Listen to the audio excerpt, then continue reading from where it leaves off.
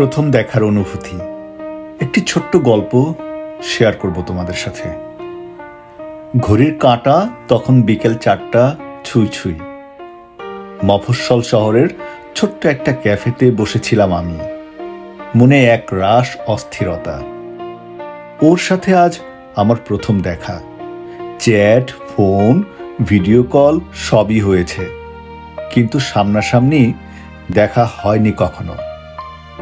ক্যাফের কাচের দরজা ঠেলে যখন ও ঢুকলো, মুহূর্তটাকে যেন কেউ থামিয়ে দিল।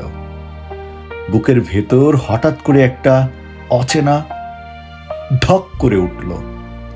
নীল শাড়ি, হালকা মেকআপ, চোখে সরলতার ছায়া। ওকে দেখে মনে হচ্ছিল যেন বহুদিনের চেনা, অথচ অচেনা। ওর চোখে চোখ পড়তেই একটা লাজুক হাসি দিল, আর আমার মাথা ঝিমঝিম করতে লাগলো। কি বলবো বুঝতে পারছিলাম না। জিভ যেন গলার নিচে আটকে গেছে। আমি তো কথার মানুষ, অথচ সেই দিন প্রথমবার বোবাই ধরেছিল। তুমি চুপ করে আছো কেন?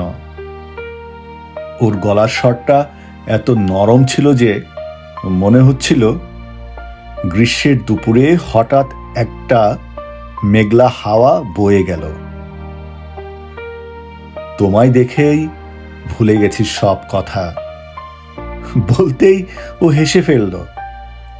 মাথা নিচু করে চায়ের কাপটা তুলল ঠোঁটে। সেই মুহূর্তে আমি বুঝে গেলাম, জীবনে হাজার মানুষ আসে, কিন্তু কিছু মানুষ থাকে যাদের প্রথম দেখাতেই মনে হয় এ তো আমার।